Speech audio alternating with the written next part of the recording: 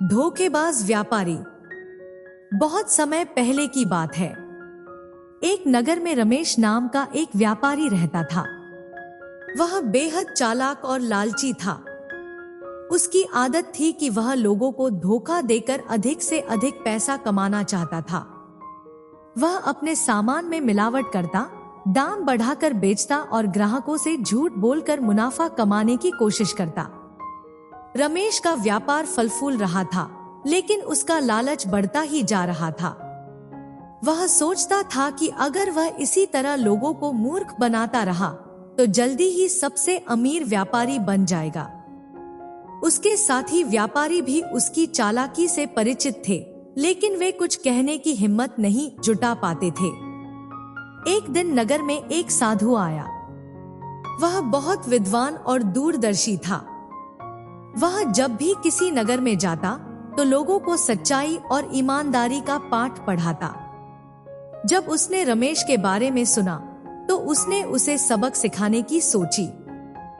साधु एक दिन रमेश की दुकान पर पहुंचा और बोला, मुझे शुद्ध घी चाहिए, क्या तुम्हारे पास मिलेगा? रमेश ने मुस्कुराते हुए कहा, हाँ, मेरे पास सबसे शुद्ध घी है। साधु ने थोड़ा घी खरीदा और उसे लेकर चला गया। उसने उसे गर्म किया तो उसमें से अजीब सी गंध आने लगी। साधु समझ गया कि घी में मिलावट है। अगले दिन वह फिर से रमेश की दुकान पर पहुंचा और बोला, मुझे थोड़ी मात्रा में मसाले और चावल चाहिए। रमेश ने फिर से उसे खराब और मिलावटी सामान दे दिया। साधु ने इसे भी जांचा और पाया कि उसमें भी मिलावट थी। अब साधु ने रमेश को सबक सिखाने की योजना बनाई। अगले दिन नगर के सभी लोग बाजार में आए थे। साधु ने वहां एक सभा बुलाई और जोर से कहा, सभी लोग सुने, मैं आप सबको एक महान व्यापारी के बारे में बताने आया हूं, जिसने इतनी चतुराई से व्यापार किया है कि वह नगर का सबसे धनी व्यक्ति बन गया है। लोगों ने आश्चर्य से साधु की ओर देखा। वे सोच रहे थे कि साधु किसकी बात कर रहा है।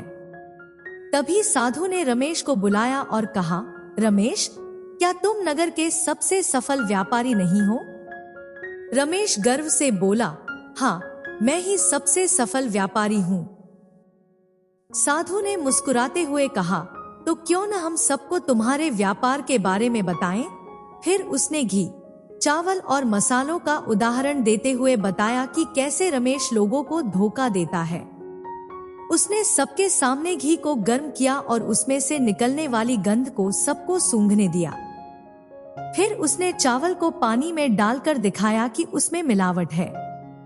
यह देखकर लोग गुस्से में आ गए। रमेश के चेहरे का रंग उड़ गया। वह कुछ भी नहीं बोल पा रहा था। लोगों को समझ में आ गया कि वे अब तक धोखे में थे। वे रमेश पर चिल्लाने लगे और उसकी दुकान से सामान खरीदने से इनकार कर दिया। देखते ही देखते रमेश का पूरा व्यापार ठप हो गया। रमेश को अपनी गलती का एहसास हुआ। वह साधु के पास गया और हाथ जोड़कर बोला, महात्मा जी, मैंने अब तक केवल धन कमाने के बारे में सोचा था, लेकिन मैं भूल गया था कि ईमानदारी ही सबसे बड़ी पूंजी होती है। कृपया मुझे क्षमा करें और बताएं कि मैं अपनी गलती कैसे सुधार सकता हूँ। साधु ने मुस्कुराते हुए कहा, ईमानदारी से व्यापार करो और अपने ग्राहकों के साथ अच्छा व्यवहार करो। जो धन छलकपट से कमाया जाता है वह अधिक समय तक नहीं टिकता। रमेश ने उसी दिन से अपनी आदत बदलने का संकल्प लिया।